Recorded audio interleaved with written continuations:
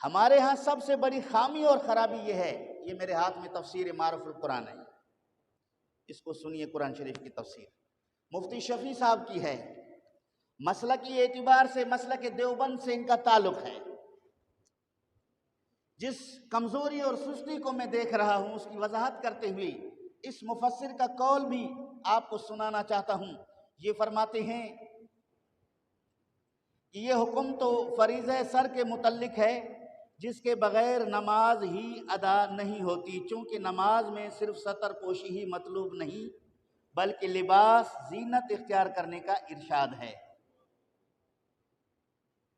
لباس صرف ستر پوشی کے لیے نہیں ہے کہ انسان اپنی شرمگاہ کو ڈھانپے، صرف اس مقصد کے لیے نہیں ہے، خوبصورت تجمل اور زینت کے لیے ہے۔ توجہ چاہوں گا، اور خاص طور پر نماز میں آنے والے تمام نمازیوں کو زینت اختیار کرنے کا حکم نبی اکرم صلی اللہ علیہ وسلم کی شریعت میں دیا گیا ہے۔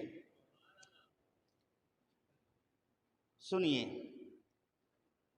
فرماتے ہیں کہ اس لیے مرد کا ننگے سر نماز پڑھنا، مرد کا، بولیں اونچی آواز میں، ننگے سر نماز پڑھنا، مونڈے یا کوہنیاں کھول کر نماز پڑھنا مکروہ ہے۔ کاندھا بھی کھلا رہے، کوہنی بھی کھلا رہے، آستین چڑھا دے، یا چھوٹے آستین والے قمیض کرتا بنا کر اس کو پہننا شروع کر دے، اس میں نماز ہو جائے گی لیکن مکروہ ہوگی، ناپسندیدہ عمل ہے، اسلام اس کو پسند نہیں کرتا۔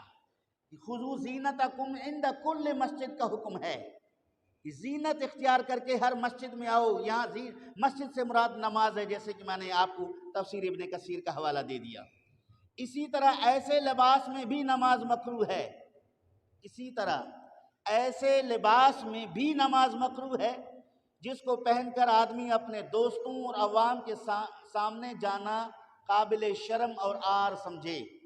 ایسا لباس جس کو پہن کر کوئی مجلس دعوت میں نہیں جا سکتا، بازار میں نہیں جا سکتا، اپنے دوستوں کے سامنے نہیں جا سکتا، کہ وہ لباس بذلہ ہے، یعنی جس سے اس کی حقارت اپنے آپ کو محسوس کرتا ہے کہ میں نے کس طرح کا لباس پہنا ہوا ہے، تو ایسے نماز میں نماز پڑھنا مکروہ ہے۔ جیسے گیریج میں کام کرنے والے لوگ گریس اور کالے تیل کی وجہ سے لباس آلودہ ہو کر اگر اسی لباس کے ساتھ وہ نماز پڑھتا ہے تو اس کی نماز مکروہ ہوگی، چونکہ ایسے لباس میں وہ دعوت میں بھی نہیں جا سکتا، دوستوں کے پاس بھی نہیں جا سکتا، بازار میں بھی نہیں جا سکتا، تو وہ مسجد میں آئے تو اس لباس کے ساتھ نہ آئے جو کسی اور کے سامنے پیش ہونے سے خجالت محسوس کرے اور اللہ رب العالمین کے سامنے حاضر ہونے سے کوئی شرمندگی محسوس نہ ہو۔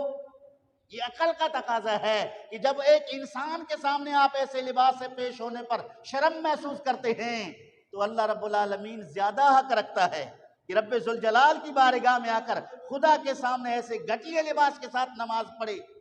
اس کو اسلام نے اجازت اس کی نہیں دی۔ مفتی شفیع صاحب فرماتے ہیں ایسا نماز مکروہ ہے۔ جیسے مثالیں دی ہیں، جیسے صرف بنیان بغیر کرتے کے، بنیان بغیر کرتے کے، اگرچہ پوری آستین بھی ہو، یا سر پر بجائے ٹوپی کے کوئی کپڑا یا چھوٹا دستی رومال باندھ لینا، یہ بھی مکروہ ہے۔ امامہ پہن لو یا ٹوپی پہن لو، یہ دو ہیں، یا بڑا رومال ہو جو امامہ کی حیت قضائیہ ثابت کرے، صورت دکھا دے تو ٹھیک ہے، اس کے علاوہ باقی چیزیں یہاں فقہی اعتبار سے بھی مکروہ ہے۔ میں آپ کو مزید کتابوں کے حوالے دوں گا۔ ایسے ہیئت میں جانا پسند نہیں کرتا تو اللہ رب العالمین کے دربار میں جانا کیسے پسندیدہ ہو سکتا ہے؟ سر مونڈے کوہنیاں کھول کر نماز کا مکروہ ہونا آیت قرآنی کے لفظ زینت سے بھی مستفاد ہے۔ مفتی صاحب نے پوری بحث کرنے کے بعد کہتا ہے کہ میں جو ان کو ناجائز یا مکروہ کہہ رہا ہوں یہ قرآن مجید کی لفظ سے کہہ رہا ہوں، خذوا زینتکم عند کل مسجد۔ یہاں زینت کا جو لفظ استعمال ہوا ہے، اسی زینت سے مراد بہترین لباس میں نماز کے لیے آنا ہے۔ اگر اس لباس کے ساتھ نماز پڑھنا جو قرآن مجید کا حکم ہے، ظاہر ہے قرآن کے حکم کے خلاف عمل کرنا مکروہ ہوگا، تو یہاں مفتی صاحب کہتے ہیں کہ یہ مکروہ ہے۔ رسول اکرم صلی اللہ علیہ وسلم کی تصریحات سے بھی مکروہ ہے، یہ سمجھ گئے ایک مسئلہ۔ یہ تھا معارف القرآن مفتی شفیع صاحب کی، جلد نمبر 3 صفحہ نمبر 544، مطبوعہ ادارت المعارف کراچی پاکستان۔ اگر کسی اہل علم کے پاس یہ اس کی لائبریری میں موجود ہے تو جا کر اس کی مکمل تفسیر دیکھ لے۔ میرے پاس وقت کی قلت ہے اس لیے میں مختصراً اس کو پڑھ لیا۔